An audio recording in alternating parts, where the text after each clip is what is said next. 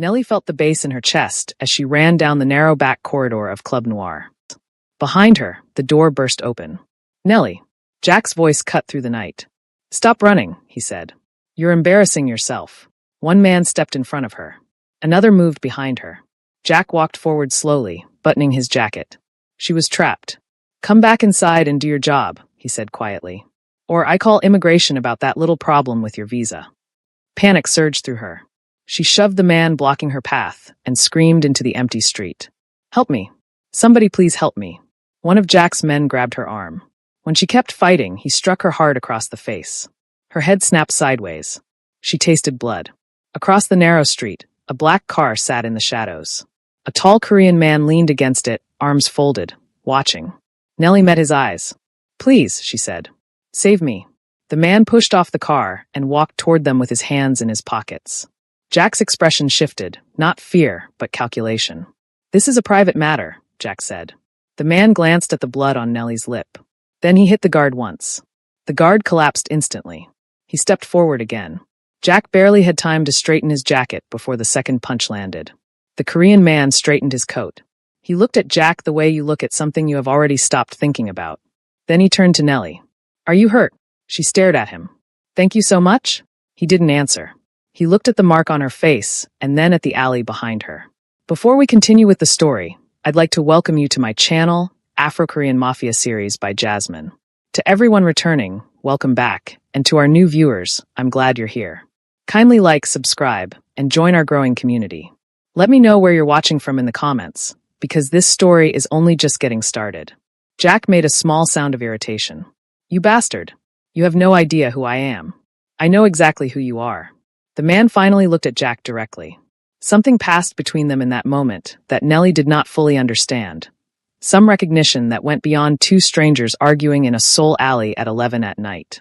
"And you know who I am. So let's save each other the explanation." Jack's jaw tightened. He looked at Nellie, and then at the two men standing behind the Korean man, and then back at the Korean man's face. The calculation behind his eyes was visible. "This isn't finished," Jack said quietly to Nellie. "It is finished," the man replied before Nellie could speak. He did not say it loudly. He said it the way you state a fact about the weather. "Don't contact her again." Jack held his gaze for another moment. Then he turned and walked back into the alley, and his two guards followed him, and the fire door closed behind them with a sound like a period at the end of a sentence. Nellie stood on the pavement, and her legs were shaking. She put a hand against the wall to steady herself and took a long breath through her nose and let it out slowly. Her palm was still bleeding slightly from the scrape against the brick. The man was looking at her. Not the way Jack looked at her. Not the way the men inside Club Noir looked at her. He was looking at her the way a person looks at someone they are genuinely trying to assess, checking for damage, measuring what she needed. "Are you hurt?" he asked. "My hand," she said.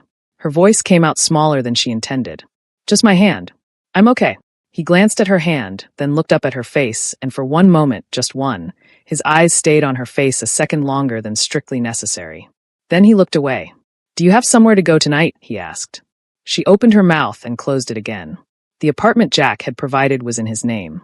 Her own things were there, but the lease was his and the key was his, and she had exactly 9,001 in her phone case, and a phone at 40% battery, and a sequin dress that was made for a stage and not for a Seoul November night. "No," she said. He did not comment on that. He nodded once and turned and walked back toward the black car and opened the rear passenger door and waited. Nellie looked at the open door. She looked at the man holding it open. She thought about what she knew about Korean mafia bosses and late-night alleys and men who made other men back down without raising their voices. And then she thought about Jack Walsh, and she got in the car. His name was Seo Junho. She did not learn that immediately. For the first 20 minutes of the drive, she sat in the back seat pressed against the door with her scraped hand in her lap and her eyes forward. And he sat on the other side of the seat with a full body's width between them, looking at his phone. The two men were in the front. The city slid past the windows. Nobody spoke. She caught herself looking at him once during that drive. Just briefly, just a sideways glance, at the line of his jaw and the way he held his phone and the particular stillness of his hands. She looked away quickly. He did not appear to notice. But a few minutes later, in the reflection of the dark window beside her, she saw him glance at her. Just once. Just for a second. Then he went back to his phone. He eventually told her his name in the way you hand someone a tool they need for a job. simply and without ceremony. He asked for hers in the same tone. "Nellie," she said. "Nellie Okafor." He nodded. He did not attempt to anglicize it or stumble over it. He simply accepted it and moved on, and she noted that. He brought her to a building in Gangnam that had a lobby with real marble floors and a doorman who nodded at Seo Junho as though his arrival at midnight with a foreign woman in a sequin dress was an ordinary occurrence. There was a guest suite on the 4th floor. It had a bathroom with hot water and a closet with folded clothes in several sizes and a kitchen stocked with things that were easy to prepare at midnight. "You can stay as long as you need," Junho said, standing in the doorway. He had not crossed the threshold. "There is a doctor who can look at your hand in the morning if you want. His number is on the kitchen counter." "Thank you," Nellie said. She was standing in the middle of the room with her arms crossed against the cold that was still in her bones. "I mean it. Thank you." He looked at her for a moment. His eyes moved across her face with that same quiet assessment from the alley, and she stood very still under it because there was nothing threatening in it, and yet it was not nothing either. "Get some rest," he said, and then he left. She stood in the quiet of the room for a long moment. Then she went to the bathroom and washed the scrape on her hand under warm water and sat on the edge of the bathtub and finally, with the door locked and no one watching, let herself shake. She sent him a message at 2 in the morning because she could not sleep. She had gotten his number from the slip of paper beside the doctor's contact on the kitchen counter. She typed the message 3 times before she sent it, changing the wording each time, trying to find the right level of formality for a man who had just walked into an alley and made a British crime boss step back. The message she finally sent said, "This is Nellie. I don't know if you remember me. I just wanted to say thank you. I know that was a lot to walk into, and you didn't have to. I hope I didn't cause you any problems." She put the phone face down on the pillow and stared at the ceiling. The reply came 4 minutes later. "I remember you. Don't worry about problems. Sleep." She read it twice. She read it a 3rd time. Then she put the phone down again and, for the first time in weeks, she slept. In the morning he sent a different message. It said, "What kind of work can you do?" "Not at the club. Something else." She sat up in bed with the morning light coming through the curtains and read the message and felt something tighten in her chest.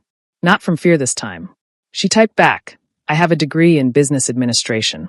I speak English, Igbo, and intermediate Korean. I was working at a logistics company before I ended up at the club." "That is a longer story." He replied, "You don't have to explain. I have a position in my company's administrative division. If you want it, it is yours. You can think about it." She stared at the message for a long time. She thought about that. She thought about the 9001 in her phone case, and the clothes in that closet that were not hers, and the apartment she had to collect her things from before Jack changed the locks. She typed, "Okay, I'll try." He sent an address and a time. That was all. While Nellie was pressing her borrowed clothes and trying to figure out if she looked presentable enough for a job interview in a building she did not know, Seo Junho was in a different room entirely. The room was on the top floor of a building in Mapo, and it had no windows that faced the street, and the men seated around the long table were all members of his family, though family in this context meant something that extended far beyond blood. His uncle, Seo Byung-chul, was speaking.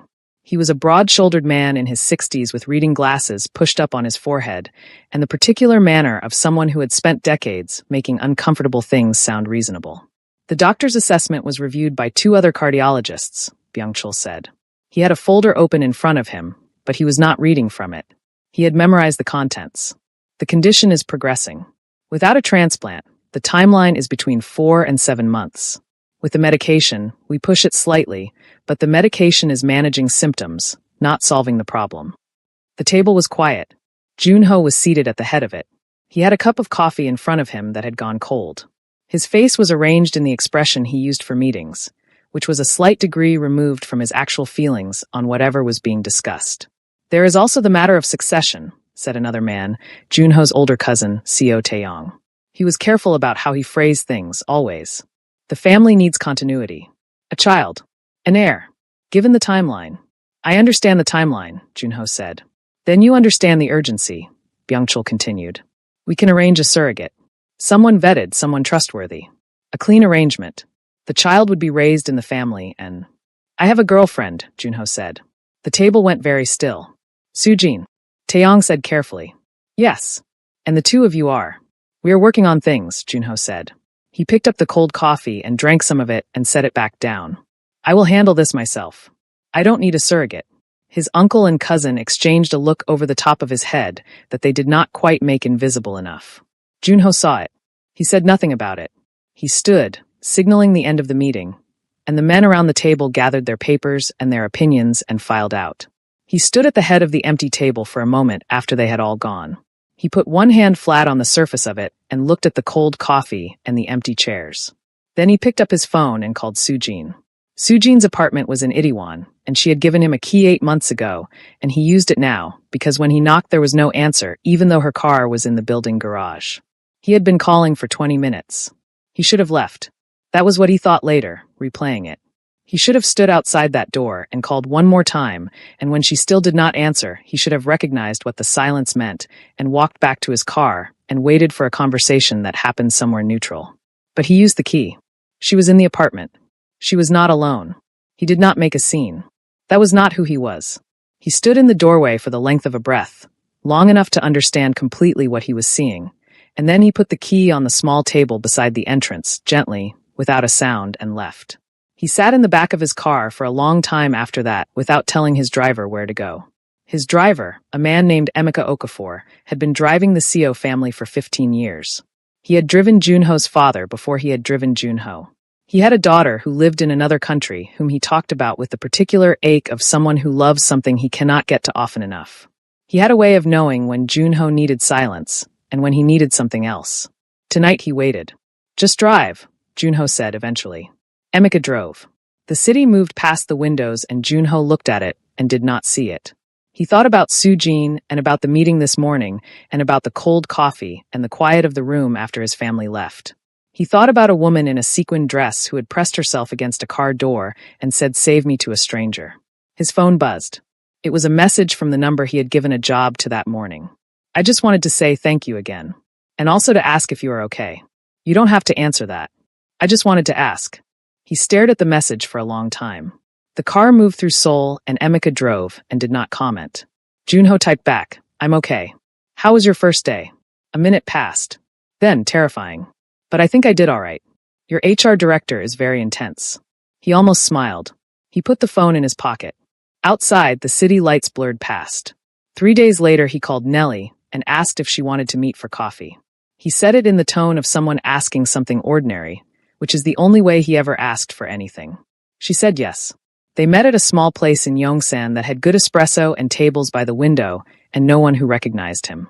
She was already there when he arrived, sitting with her hands around a mug, wearing a coat that was too light for the weather, watching the people pass on the street outside. She looked different in daylight. At the club she had been all stage makeup and borrowed shine. In his lobby that first night she had been shaking and relieved.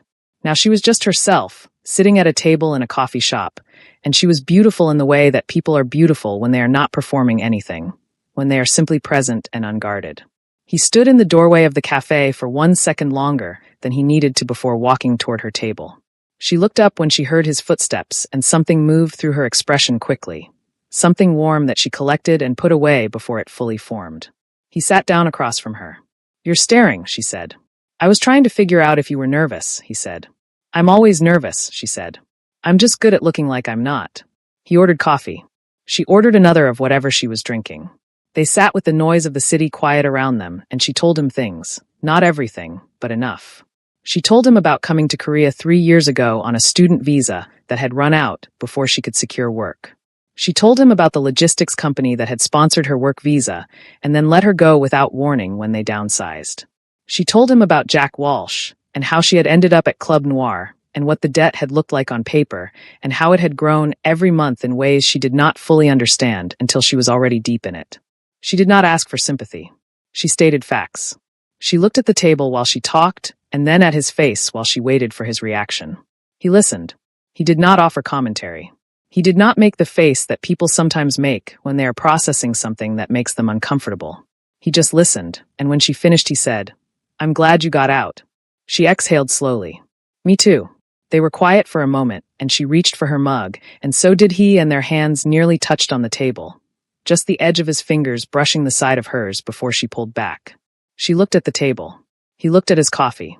Neither of them said anything about it. "How is the job?" he asked. "Your HR director stopped being terrifying on day 2, she said. "She's actually very funny."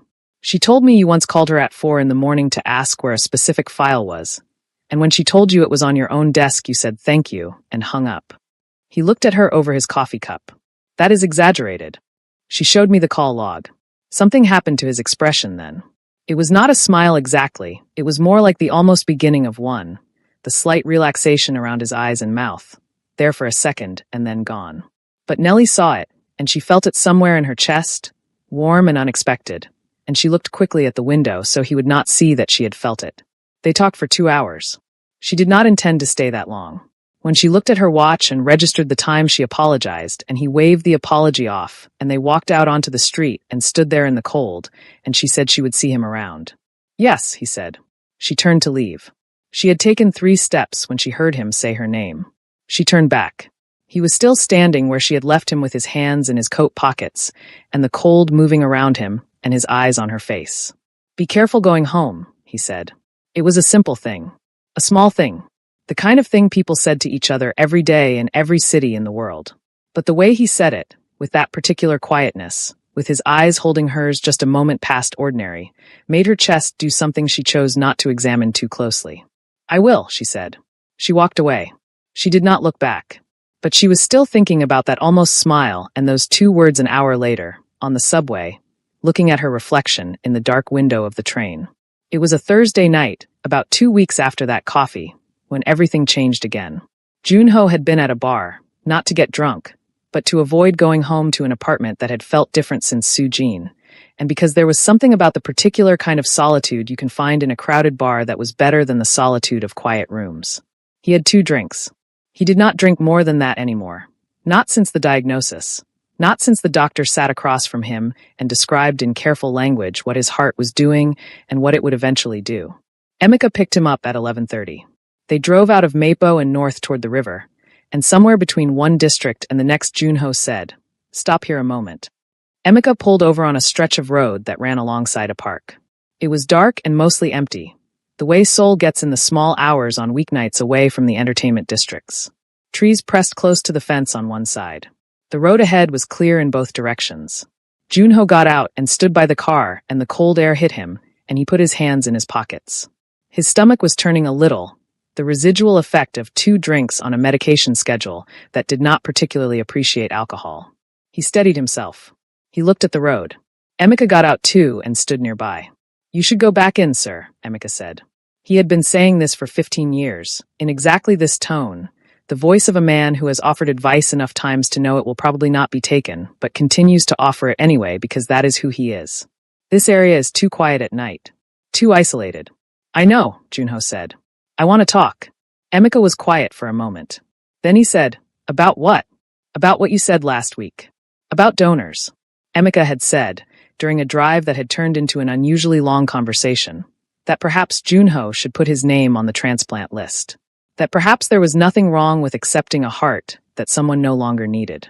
Junho had not answered then. He was answering now. I can't do it, he said. He was looking at the dark line of trees against the slightly lighter dark of the sky. I understand the logic. I know a donor heart means someone who is already going to die. I know it's not the same as asking someone to die for me. I know that, but I can't make peace with it. I can't sit here and hope for someone to die so that I can keep going. You are not hoping for someone to die, Emika said carefully. You are hoping to live. Those feel the same to me right now. Emika was quiet for a long moment. When he spoke again, his voice was different. Softer. My daughter is coming to visit next month. Did I tell you that? You did. Junho looked at him. The one you haven't seen in 3 years, Emika said. He did not say it with bitterness.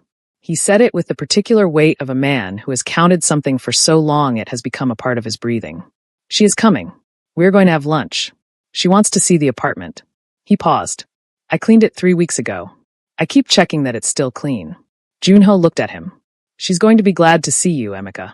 I hope so. The older man's hands were in his jacket pockets. I missed a lot. You can't give that back. But you can, he stopped. Neither of them finished the sentence. The sound came from the trees. It was subtle at first. A shift in the quality of the silence, the small sounds that should be there, the wind in the branches, a distant car, replaced suddenly by a stillness that was not natural. Junho turned toward the trees. The first shot cracked the night open. It came from the left, from somewhere in the dark beyond the fence, and it hit the car door 6 inches from where Junho was standing. The second shot was already in the air before the echo of the first finished. Junho moved by instinct, dropping low, reaching for Emeka, and he heard the sound a bullet makes when it finds a different target than the one intended. And he heard Emeka make a sound that he would hear in his sleep for the rest of his life. Emeka went down slowly, the way tall things fall, not all at once. Junho caught him. He was on his knees on the cold road with his driver of 15 years in his arms, and he was pressing his hand against the wound and calling the name of every person he could call. And the trees were quiet again, the ambush already retreating back into the dark the way these things always did. There were 4 minutes between the first shot and the sirens. They were not enough. The burial was on a gray Tuesday. It was held at a church in the district where Emeka Okafor had worshipped for the 3 years he had lived in Seoul. And the attendance was larger than most people expected, because Emeka was the kind of man who had quietly meant a great deal to a large number of people without ever making a point of it. Junho sat in the second row, dressed in black, and did not look at the flowers around the casket, because he already knew all the flowers by name and he had approved them himself, and he could not look at them right now. He had been looking at the front of the church for some time when he heard it. Crying. Not the subdued kind that funerals usually produced, the polite grief of people who are sad but conscious of the setting. This was something else entirely. This was the sound of someone who had lost a piece of themselves that they were not sure how to live without, and it was coming from across the aisle. He turned to look. She was in the third row on the other side, wearing a black dress and a head wrap that her hands kept touching, the way hands go to familiar things when the rest of the world is not familiar anymore. Her face was completely open with grief. She was not managing it or containing it. She was just in it, entirely and without defense. Junho looked at her for a long time. Then he looked at her face more carefully. At the shape of it. At something in the particular way she held herself even while crying, something he had seen before, somewhere recent, somewhere that made the back of his mind reach for a connection he was not yet prepared for. She looked up, the way people sometimes do when they can feel someone watching, and their eyes met across the aisle of the church. He watched her face move through something. Recognition. Then confusion. Then a different kind of recognition. The deeper kind. The kind where you are placing a face in a context that does not make sense yet, and the wrongness of it hits you somewhere low in the stomach. She looked at him and then at the coffin and then back at him, and she said, barely audible, "You." Her name was Nelly Okafor. Her father's name was Emeka Okafor. She had been raised in Lagos by her mother after her parents separated, and for 3 years her father had been a voice on the phone, a money transfer at the end of each month, a man she loved and needed, and had not been able to get to because every time they planned a visit something had come up, and that something was always driving the CO family somewhere they needed to be. She had not known who drove the CO family. She had not known who the boss was. She stood outside the church after the service with her arms crossed against the cold, staring at the middle distance, and she felt him approach before she saw him. He stopped at a respectful distance. He did not touch her. He just stood there, the same way he had stood outside the alley that night, and the similarity of it made something flash painfully in her chest. "He talked about you," Junho said finally. "For 3 years, almost every time we spoke for any length of time. His daughter. How proud he was of her. How much he wanted her to see his apartment." Nellie's jaw was tight. Her eyes were dry now, the way they go after too much crying, dry and burning. "He was killed driving for you." "Yes." "He was there because of you." "Yes." She looked at him. "That's all you have to say?" "No," he said. "I have a great deal more to say. But I'm not going to say it here, today, when you are burying your father. When you are ready, I would like to say it properly. I owe you that much." She stared at him. The cold moved around them both. A few people from the service passed by, glancing at them without stopping. "Go home," Nellie said. Her voice was flat and quiet. "Just go home." He nodded. He left.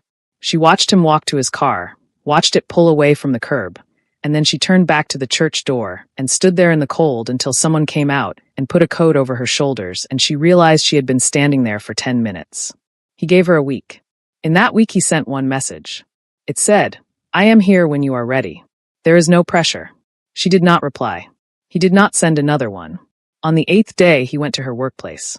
He arrived at noon with a takeaway container of the jollof rice from a Nigerian restaurant near Iriwan that his assistant had researched extensively, and he stood in the lobby of the company building and asked the receptionist to tell Nellie there was something for her. She came down to the lobby, saw him, and turned around. He went back the next day with a different thing. She accepted the package this time, not from him directly, from the receptionist, and sent back a message through the receptionist that said, "Please stop coming." He went back the day after that. On the fourth visit, she came down to the lobby and stood in front of him with her arms crossed and her expression closed and said, "What do you want from me?"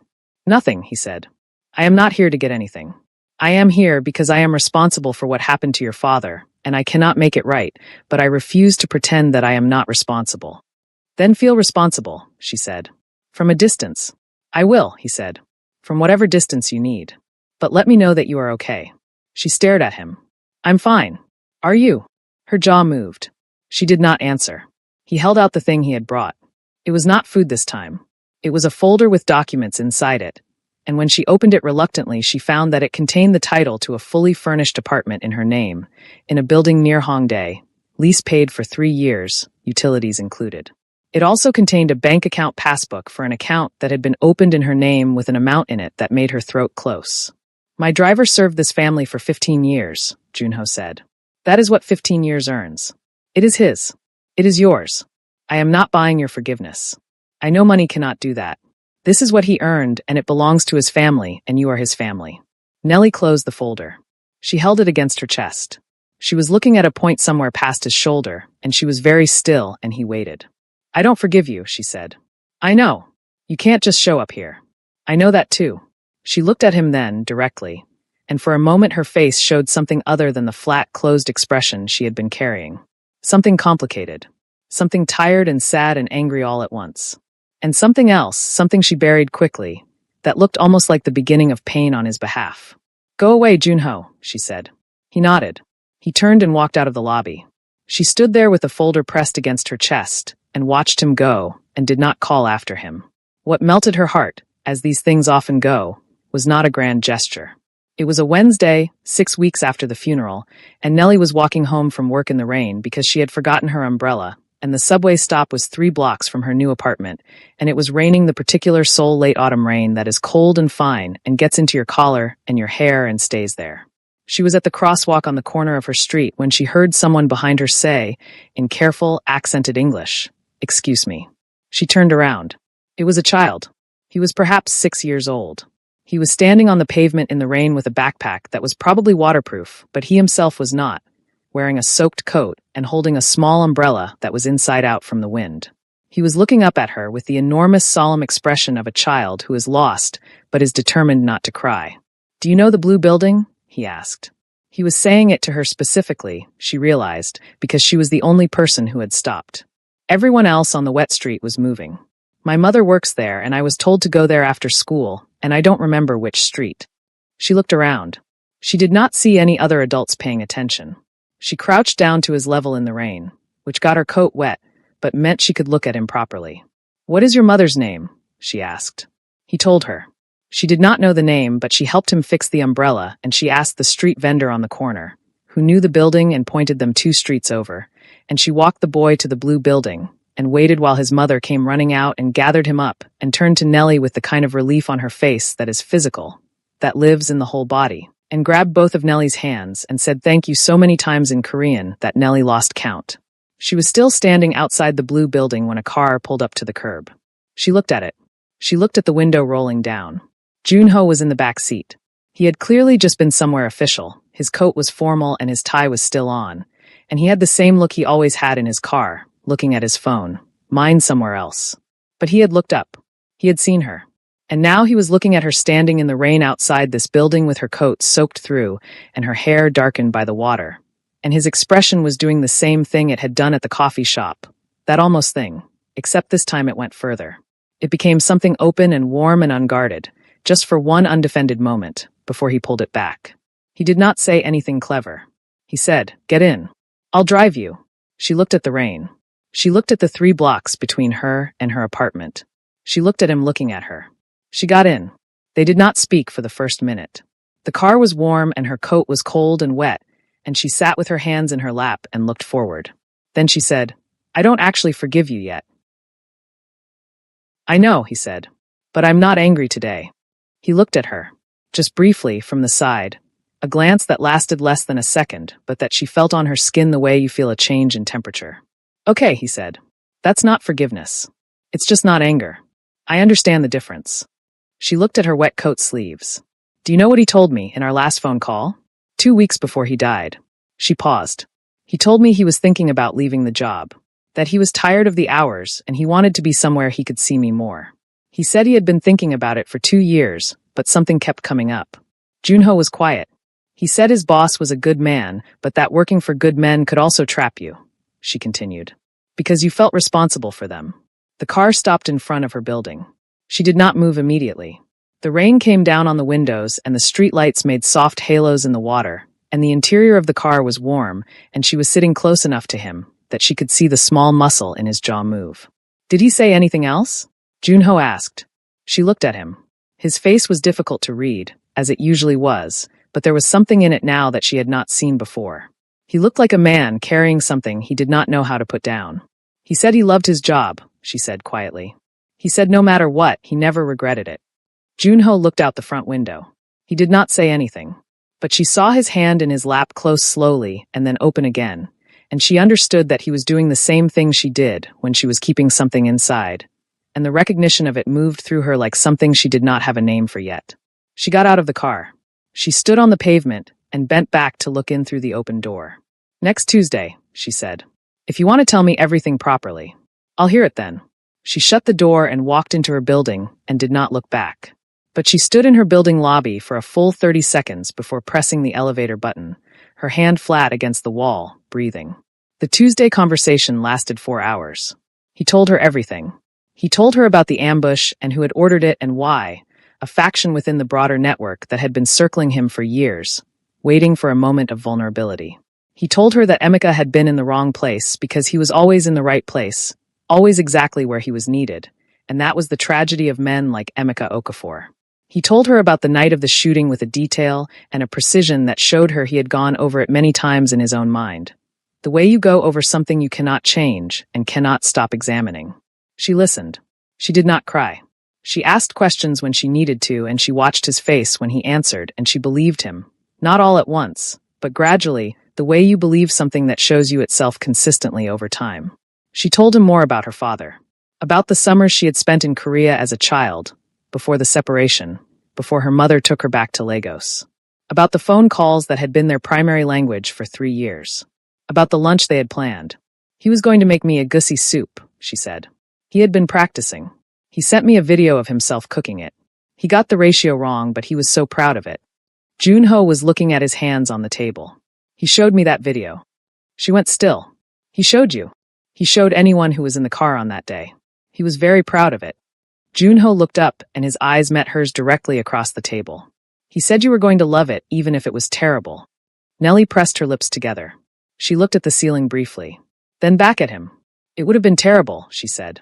Yes, Junho said, and the almost smile came all the way out this time.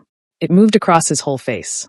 It changed everything about him, softened every sharp line, lit something behind his eyes, and it was so genuine and so rare and so entirely unguarded that Nellie felt it land in her chest with the weight of something significant. She looked away quickly. She looked at her coffee cup and wrapped both hands around it and did not look back at him for a moment. When she did look back, he had composed himself again. But he was watching her, and he did not look away when she caught him at it. I don't hate you, she said carefully. I want you to know that. I was angry. I still am some of the time. But I don't hate you. That is more than I expected, he said. Don't push it, she said. He nodded seriously. I won't. But his eyes stayed on her face a moment longer, and she let them, and neither of them said anything about that either. What came after that was slower than anything Nellie had expected. Slower than anything she would have predicted about a man like Seo Junho, who moved through the world with a certainty and decisiveness that made rooms reorganize themselves. He was not decisive about her. He was careful. He called when he said he would call. He showed up where he said he would show up. He did not make promises he was not certain he could keep. He never turned up unannounced after she had asked him not to. When she said she needed a few days to herself, he gave her a week without contact. And when she was the one to reach out first, he did not mention the extra days. He took her to places she had never been in Seoul, not restaurants designed to impress, though he could have done that, but the kind of places a person goes when they actually know a city. A small museum in Insadong that specialized in traditional Korean papermaking. A market in Noryangjin that opened at 4 in the morning and sold fish so fresh they were still moving. A path along the Bukhansan Ridge that came out above the city on a clear November morning and showed her all of Seoul laid out below in the low winter sun. She stood on that ridge with her breath making clouds in the cold air and looked at the city and felt something loosen in her chest that had been tight for a very long time. "I've been here 3 years," she said, "and I have never seen it from up here." Junho was standing a few feet away with his hands in his pockets. "Your father knew this path," he said. "He brought me here once, about 5 years ago. He said the city looked manageable from up here." She looked at the city. She thought about what manageable meant and what it felt like from the ground versus from above. She thought about her father standing on this same path looking down at the same city and what he had been thinking about. Then she turned and looked at Junho. He was looking at the city. His profile was clean against the pale sky. There was something about the way the cold light fell across his face that made him look younger than he usually did, or perhaps more honest. The careful control he maintained in other settings softened here, on this ridge, in the open air. She did not say anything. Neither did he. But when they started back down the path, she walked close enough that their arms were nearly touching, and he adjusted his pace to stay level with her. And about halfway down the mountain his arm brushed hers, and neither of them moved away. They walked the rest of the way like that, arms touching, not holding hands, not leaning into each other, just allowing the contact, just that small margin of warmth between two people who were not yet ready to name what they were becoming. The first time he reached for her hand, it was in the kitchen of her apartment, 3 months after the burial. They were cooking, which had become a thing they did on Sunday evenings without ever formally declaring that it was a thing they did. She had been trying to teach herself her father's egusi soup recipe, the corrected version, with the right ratios, and Junho had been recruited as someone with a large enough kitchen and a complete set of utensils. It had migrated to her apartment when she got a proper kitchen of her own. The soup was ready and she was turning off the stove, and he was beside her passing the ladle, and his hand brushed hers, and he stopped. He did not move. He did not pull away. He was very still. She looked up at him. He was looking at their hands. Then he looked at her face, and the distance between them was small, just the width of a breath, and she could see the deliberateness in his expression, the decision being made. He said very quietly, "Is this all right?" She looked at him for a long moment, at the careful, deliberate stillness of him, at the question in his eyes that he had the patience to actually wait for the answer to, at the way he was asking, not assuming, not moving, simply asking and meaning it. "Yes," she said. He turned his hand over, slowly, and held hers properly, his fingers warm and steady around hers. And they stood in the kitchen with the soup steaming on the stove and the evening quiet outside the window, and neither of them moved for a while. She could feel his pulse in his palm. She was not sure he knew that. She was not sure she was going to tell him. It was not dramatic. It did not need to be. There was an evening 2 weeks after that when they were washing dishes after dinner, and she handed him a bowl, and when he took it his fingers closed over hers on the rim, and he held them there, just for a moment, not taking the bowl, just holding her hand around it, and he looked at her from the side and she felt it travel from her hand up through her whole arm. She looked at him. He looked at her. Then he smiled, the real one, the one she had first seen at the coffee table, and he took the bowl and put it on the rack and said nothing. She turned back to the sink and stared at the running water for a moment. She was in trouble. She knew it. She was in very specific, warm, slow-arriving trouble, and she was not entirely unhappy about it. He took her to a jazz bar in Hongdae one Friday evening, a narrow underground room with low lights and small tables, and a trio playing something that moved slowly through the air like warm water. They sat across from each other with drinks on the table between them, and the music doing what music does in small rooms late at night. She was watching the pianist when she felt his eyes on her. She turned and looked at him, and he did not look away. He was watching her the way he sometimes watched her when he thought she was not paying attention, with an openness that he kept more guarded in other moments. There was something in his face that she had been cataloging for weeks, adding to a collection of expressions she was slowly learning to read, and this one she now knew. This was him letting her see him, deliberately, the way you turn a light on in a room you have kept dark for a long time. "What?" she said softly under the music. "Nothing," he said. "I was just looking." "You do that," she said. "Yes," he said. He did not apologize for it. She looked at him for a moment, and then looked back at the pianist. But she was smiling now, the small private kind, the kind she did not perform for anyone. His hand was on the table between them, relaxed and open, fingers slightly spread. She moved her hand across the table slowly and placed it over his. She did not look at him when she did it. She just put her hand over his, and they sat like that for the rest of the song. When the song ended, he turned his hand over under hers and laced his fingers through hers properly, and she finally looked at him, and the expression on his face, the full warmth of it, the complete absence of his usual guard, did something to her she was not prepared for. She looked away first. Her heart was doing things she was choosing not to announce. The first time he kissed her was not planned by either of them. They were in her apartment on a Sunday evening, the soup finished and the dishes done, and the city quiet outside, and a film playing on her television that neither of them were particularly watching. She was sitting on one end of the sofa, and he was on the other, and over the course of the evening the distance between them had decreased in the way it did now, naturally, without announcement, until she was leaning against his shoulder, and his arm was around her, and the film was saying whatever it was saying. She turned to say something to him, something ordinary, something about the film, and he was already looking at her, and the words went away entirely. He looked at her mouth, and then at her eyes, and she understood what the question was before he asked it. "Can I?" he said. She answered by closing the distance herself. It was a soft kiss, slow and warm, and without urgency. His hand came up to the side of her face and held there gently, and she felt the care in every single part of it. The way you feel when someone handles you like you are something worth being careful with. When they separated, she looked at him, and he looked at her, and the quiet in the apartment was enormous. "I should tell you something," he said. She waited. "I've been wanting to do that for a very long time," he said. She looked at his face, at the completely honest expression on it, and she felt something settle inside her that had been unsettled for a long time. "I know," she said softly. "I've been wanting to let you." He looked at her for a moment, and then he pulled her gently back in, and she went. And they sat in the quiet of her apartment with the city outside, and the film forgotten, and the soup cooling on the stove, and nothing else existing for a while. What they were to each other grew in the spaces between the things they did, in the Sunday evenings and the long drives and the phone calls after midnight when one of them could not sleep, in the way he made room for her opinions and decisions that were ostensibly his alone, in the way she started to know his face well enough to read the things he did not say, in the stolen glances across rooms when they thought the other was not looking, in the way he touched the small of her back when they walked into rooms together, just lightly, just briefly, just enough that she felt it for a full minute after. In the way she sometimes reached for his hand under tables, and he always turned his palm up to meet her before she got there. She met his inner circle gradually. First Taeyong, his cousin, who regarded her with the polite wariness of a man performing a risk assessment, but eventually arrived at what she recognized as genuine warmth.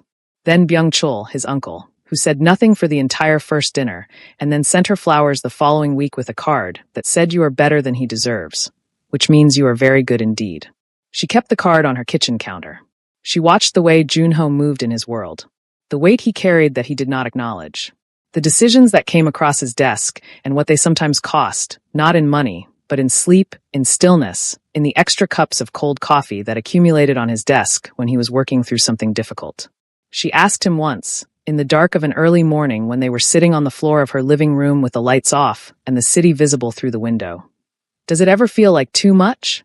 He thought about it seriously, which was how he treated all her questions. "Sometimes," he said, "when people die because of decisions I made, when I can see the right path and not enough people will follow me on it."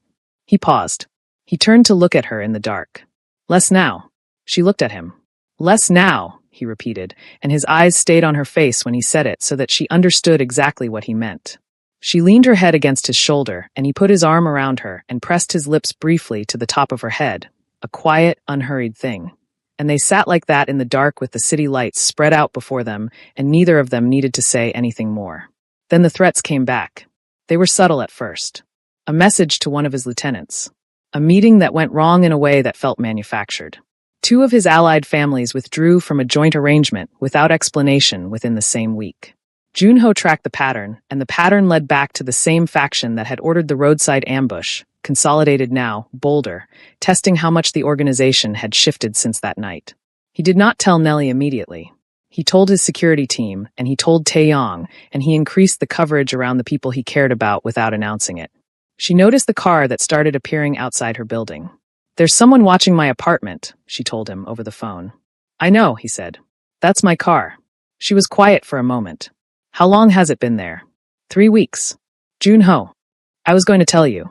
I didn't want to alarm you before I had more information. You should have told me." "You're right. I should have." She pressed her lips together. She was standing by her window looking down at the car in question. How bad is it? He was quiet for a beat too long. Tell me, she said. It's manageable, he said. I need you to trust me on that. Tell me what manageable means. It means I am handling it, he said. It means I am not going to let anything happen to you. It means I need 2 weeks and a few difficult conversations, and it will be resolved. And if it isn't, then I will find another way. She turned away from the window. She paced the length of her living room. She thought about what she had signed up for when she had started walking toward this man, and she thought about what it meant to truly know what someone's world looked like, and to stay in it anyway. 2 weeks, she said. 2 weeks, he confirmed. There was a pause on the line, and then he said more quietly, Are you okay? I'm okay, she said. Are you? Another pause. I'm better when I can see you. She stood in the middle of her living room with the phone against her ear and looked at nothing. Come over after your meeting tomorrow, she said. Yes, he said simply. The betrayal came from inside.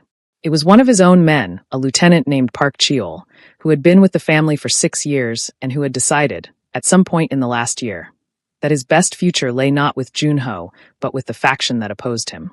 It was Cheol who had provided the location of the roadside stop that night 10 months ago. It was Cheol who had been feeding information outward for months, feeding them the schedule, the route, the timing. When Junho found out, he was in a meeting.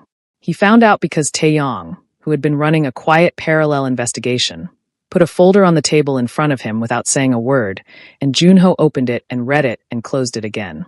He dismissed the room. He sat alone for about 20 minutes. Then he handled it. He did not handle it the way some men in his position would have.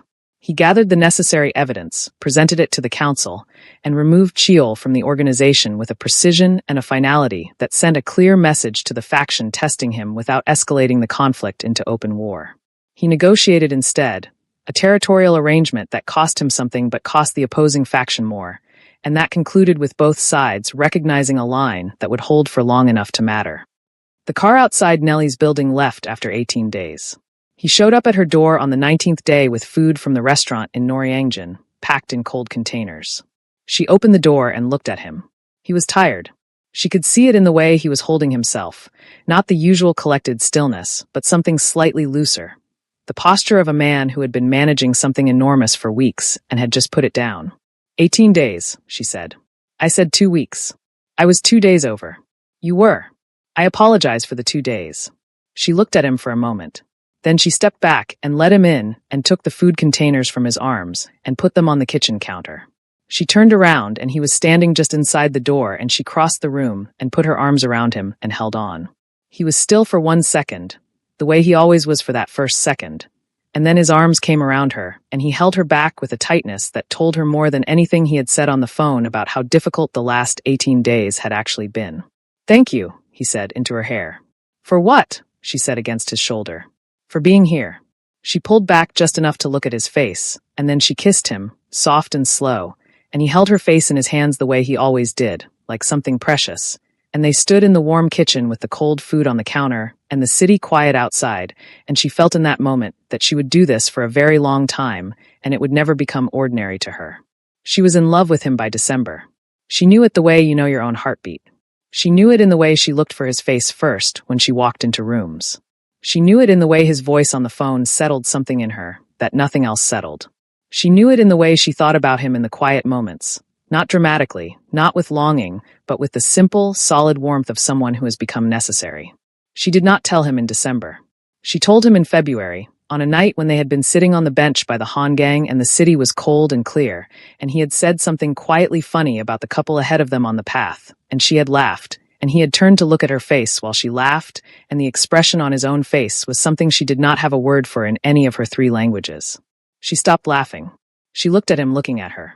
I love you, she said, because it was true and because she was tired of carrying it alone. He looked at her for a long moment. I know, he said, and then, before she could react to that, I have loved you for longer than I have known what to do with it. She stared at him. That is an extremely strange way to say it back. I know. He turned toward her on the bench and took her face in both hands, carefully, with the same deliberateness he brought to everything, and looked at her the way you look at something you have been protecting for a long time and are only now allowing yourself to fully acknowledge. I love you, Nellie. I have for a very long time. She put her hands over his. He kissed her then, slowly and without urgency, the way a man kisses someone when he is not trying to impress them, when he is not performing anything, when he is simply present, and so is she, and the city was cold around them, and the river moved dark and quiet below the bridge, and none of that existed for a few minutes. When they separated, he rested his forehead against hers, and she kept her hands on his, and they breathed the same cold air and said nothing, because nothing needed to be said. Then came the day that broke things open. It was a Saturday in March, and Nellie was having coffee with her colleague Bomi, and the door of the cafe opened and a woman walked in. Nellie had never met Sujin before. She knew what she looked like from a photograph she had seen once, accidentally, on Junho's phone. She was tall, Korean, with the kind of maintained elegance that spoke of money and habit. She was with two friends, but she was not paying attention to them. She was looking at Nellie. She sat down 2 tables over, and she looked at Nellie with the particular expression of someone who has prepared themselves for a confrontation and is deciding exactly how to begin. "You're Nellie," she said, not as a question. Nellie put her cup down. "I am." Sujin's friends were quiet. Bomi went still beside Nellie. "He didn't tell you," Sujin said slowly. "I can see it in your face. He didn't tell you." She tilted her head. "He's dying. He has a heart condition. He has months left, maybe less depending on how the medication is going. The doctor told him a year ago that without a transplant..." She stopped. She looked at Nellie's face, and something in her own expression shifted. Some expected satisfaction that did not arrive. "I'm sorry," she said, and she sounded like she meant it and was surprised by it. "He should have told you himself." She stood, picked up her bag, said something to her friends in Korean, and left. Nellie sat very still. Bomi said her name softly. She said, "Give me a minute." She went to him that evening. He opened the door and took one look at her face and understood that she knew. He stepped back and let her in without speaking. She stood in the middle of his living room and looked at him. "How long?" she asked. "A year ago, the initial diagnosis. 4 to 7 months was the estimate they gave without treatment. The treatment has been slowing the progression." "Why didn't you tell me?" He was quiet for a moment. "When I first met you, it was none of your business. When we became friends, I didn't want it to change what you saw when you looked at me. When I fell in love with you," he stopped. He looked at her directly. "When I fell in love with you, I was afraid." She stared at him. "You were afraid?" "Yes. You face mafia factions and power politics, and you were afraid to tell me you were ill." "Those things I know how to manage," he said. "This I did not know how to manage." She looked at him for a long time. At the careful, tired, controlled face of the man she loved, standing in his own living room telling her the truth after months of carrying it alone. She was angry. She was. She would be angry about it for a long time. But underneath the anger was something else, something that looked at him and saw the fear he had just admitted to and knew that for a man like Junho, admitting fear to another person was the largest thing he was capable of giving. "You should have told me," she said. "Yes. I needed to know." "Yes. You do not get to decide what information I need to make my choices." "You are right. I am sorry." She crossed the room and she put her arms around him and she held on, not gently, tightly, the way you hold something you are not ready to lose. And he was still for a second, and then his arms came around her, and he pressed his face against her hair, and she felt him exhale, long and slow. "Are you actually getting better?" she asked, into his shoulder. "The doctors believe so. The treatment is working better than expected." "Are you lying to me right now?" "No." She pulled back just enough to look at his face. She searched it, every part of it, the way she had learned to read him over months of studying this face that he kept so carefully arranged. "Okay," she said. "Okay. But from now on you tell me everything. Every appointment. Every update. Every single thing the doctor says." "Yes," he said. "I mean it. I know you mean it." She looked at him one more moment, and then she pulled him back in, and he held her with a care that was also desperation. The way you hold someone when you are afraid of what the world might do with them. And they stood in the quiet of his apartment for a long time. He asked her to marry him in April. He did not do it at a restaurant with a ring in a champagne glass. He did not arrange an elaborate scenario. He did it in her kitchen on a Sunday evening, while they were washing the dishes from the agusi soup she had finally gotten right, the first time she had made it perfectly, and he had eaten 2 full bowls of it, and she was quietly triumphant about this, and had been making small comments about it for the last 20 minutes. He put down the dish he was drying. He turned to look at her. She was still at the sink, rinsing, her back half to him, her natural hair loose and unpinned the way she wore it on Sunday evenings, still talking about how her ratios had finally been correct, still savoring the victory of it. "Nellie," he said. "I want to ask you something." She turned off the tap and turned around. She looked at his face and immediately looked more carefully. He was holding a ring. It was simple, clean, a single stone, clearly chosen by someone who knew how she dressed and how she moved and what she preferred. He was holding it with both hands, steadily, but she could see that his hands were not entirely still, just slightly, just enough to tell her something about what this was costing him to do. I know the timing is not perfect, he said. I know this year has been what it has been. I know I kept things from you that I should have told you. I know the world I come from is not simple. He stopped. He looked at her with his whole face open, no armor, no management, just him. I know all of those things. And I am still standing here asking you this because you are the person I want beside me. Every day. For however long every day lasts. He paused. Will you marry me? She looked at the ring. She looked at his face. She looked at his slightly unsteady hands. She thought about everything that had brought them to this kitchen on this Sunday, with the soup pot on the stove and the windows fogged from the steam and the small mess of a life they had built together scattered through this apartment. Yes, she said. He put the ring on her finger. He held her hand for a moment, looking at it, and she felt him exhale, the long, slow exhale of a man who has been holding his breath for longer than he knew. Then she put her arms around his neck and he lifted her slightly off the ground, not dramatically, just a little, just enough, and she laughed against his shoulder, and he held her like that for a long moment, her feet off the floor and his face against her neck, and the city outside doing its indifferent city things. When he put her down, he looked at her face, and she looked at his, and she kissed him, and he kissed her back the way he always kissed her, like it was the first time, and also like it had always been this way. The wedding was in May. It was small by the standards of the world Junho occupied, which still meant 90 people in a rooftop garden in Songbuk, with the mountains visible in the distance and the evening sky going pink above them. She wore ivory and her head wrap was made from the same fabric as her mother's wedding cloth, a detail her mother had sent from Lagos in a parcel that had arrived 3 weeks early and that Nellie had cried over for 30 minutes before collecting herself. The ceremony was good, and the dinner was good, and Byung-chul's speech made several large men in expensive suits cry, which Nellie filed away permanently and intended to bring up at every appropriate occasion for the rest of her life. And then the night settled, and the guests drifted away, and she was in the suite that had been arranged for them, sitting at the dressing table taking down her head wrap, and Bomi came in to help her, and Bomi had the expression of someone carrying information and not being sure what to do with it. What's wrong? Nellie asked. Nothing is wrong, Bomi said carefully. But there is something you should know. And I wanted you to hear it from me before you heard it from anyone else, because I know you, and I know how you process things, and I want you to process this with time before you react. Nellie put down the pin in her hand. She turned to look at Bomi fully. Bomi sat down across from her. He had the surgery, she said. 6 weeks ago. He didn't tell you because he said he was going to tell you himself tonight. He has been healthy. The transplant worked. She paused. Nellie, she stopped again. Say it, Nellie said. The heart belonged to your father. The room was completely silent. Nellie looked at Bomi. She looked at her friend's face, at the careful distress in it, at the way Bomi was watching her the way you watch someone standing near the edge of something. She stood up. She walked out of the dressing room and into the main room of the suite, and Junho was there, standing near the window, already changed out of his wedding clothes, and he turned when she came in. He looked at her face. He already knew she knew. You knew, she said. You knew, and you married me tonight without telling me. I was going to tell you tonight. I have been trying to find the way to. My father's heart is beating in your chest, she said. The words were flat and strange in her mouth.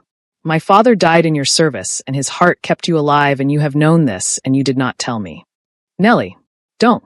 She held up her hand. Don't talk right now. He stopped. She stood in the middle of the room with her wedding dress and her bare shoulders and her hands shaking slightly, and she looked at him, and she thought about her father's voice on the phone and the video of the agusi soup and the apartment he had cleaned 3 weeks in advance for a daughter he would never see again. And she thought about the man standing in front of her who was alive because of that father, and she could not find the beginning of the feeling she was inside of. I need to not be here right now, she said. She went back into the dressing room, and she sat on the floor, and she did not cry and she did not speak, and Bomi sat with her and said nothing, which was the right thing to do. She stayed at Bomi's apartment for 4 days. Junho did not come. He sent one message on the first day that said, I am here when you are ready. There is something you need to see, but only when you are ready. She did not reply. On the 4th day, Bomi said carefully over breakfast, There is a thing I know, and I want to tell you, not to push you toward anything, but because you deserve to have all the information. Nellie looked at her. His father has a video, Bomi said. It is your father in the hospital. After the shooting. The wound was, Nellie, the bullet did what it did to him, and there was no recovering from it. The doctor said so. His father sat with your father in the hours before the end, and your father, knowing what was happening, asked them to consider the donation. He knew Junho was ill. He had known for months. Junho told him. Nellie stared at the table. Junho told your father? She said. He told him about 4 months before the shooting. Your father asked directly on a long drive. They talked for hours. And your father? Bomi stopped. She pressed her lips together. Your father said that if anything ever happened to him, and if they were a match, he wanted it to go to Junho. He put it in writing in the hospital. The video is him saying it in his own words. They did not take anything. Your father gave it. The kitchen was quiet. Outside the window, Seoul was going about its morning. Nellie sat with her hands flat on the table and breathed. She went to the Seo family house on a Thursday afternoon. She had never been to the main house before. It was in the northern part of the city, a traditional-style building with a walled garden that was very old and very well-maintained. Junho's father, Seo Kwang-min, met her at the gate. He was a man in his late 60s who moved slowly and looked at her with an expression of someone who had been prepared for this meeting for a long time and had not known when it would come. He did not shake her hand. He bowed to her deeply, with a respect that was not ceremonial. She bowed back. They went inside. He showed her the video on a tablet in a quiet sitting room with tea she did not drink and afternoon light coming through paper screens. He played it once without commentary.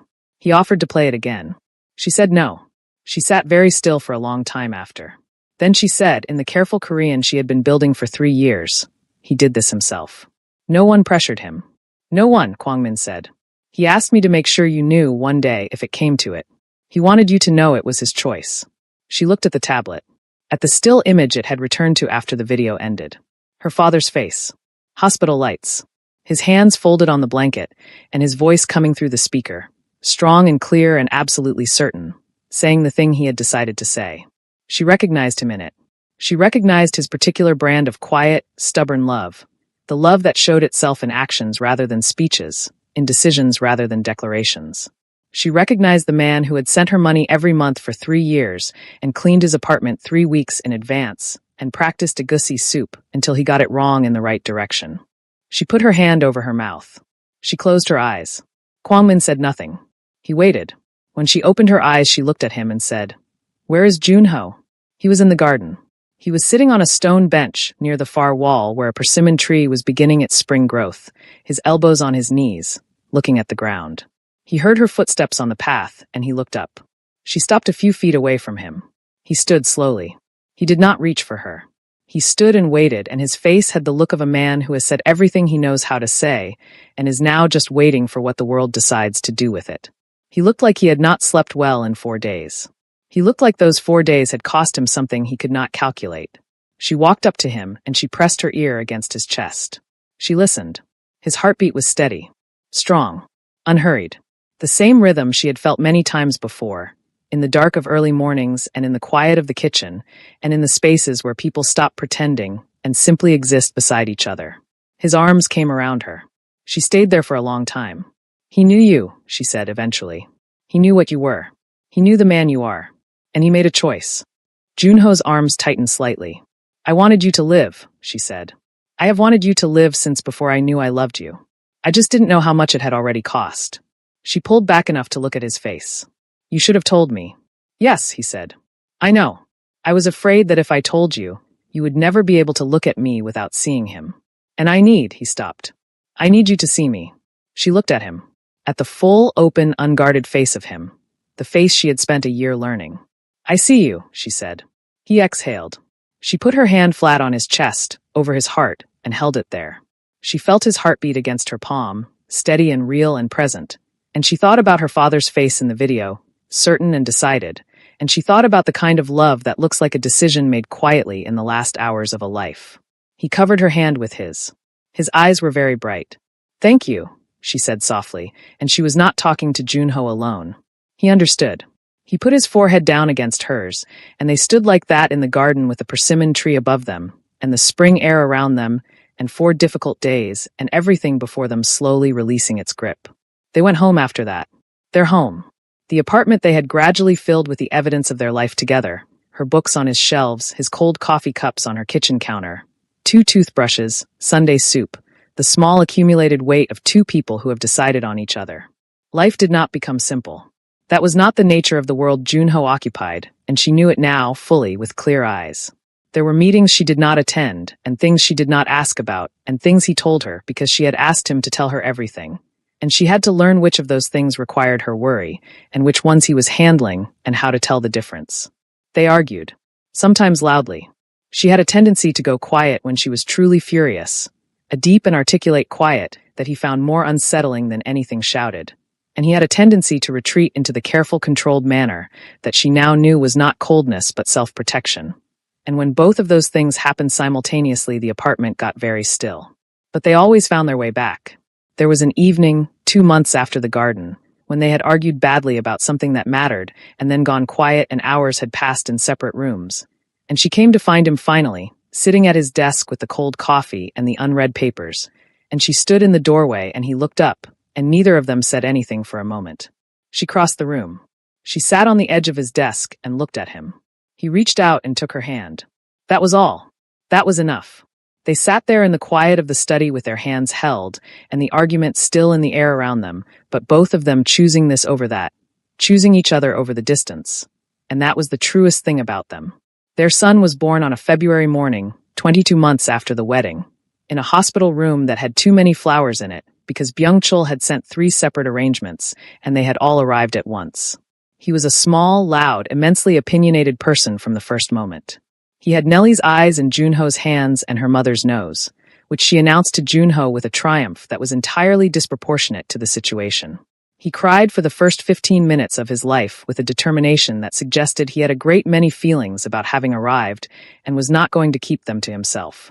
Junho held him in the way first-time fathers hold new babies, with the particular combination of absolute terror and absolute wonder that is only available in that specific moment. And Nellie watched her husband's face from the hospital bed and saw the armor come completely off, just for a moment, just for long enough.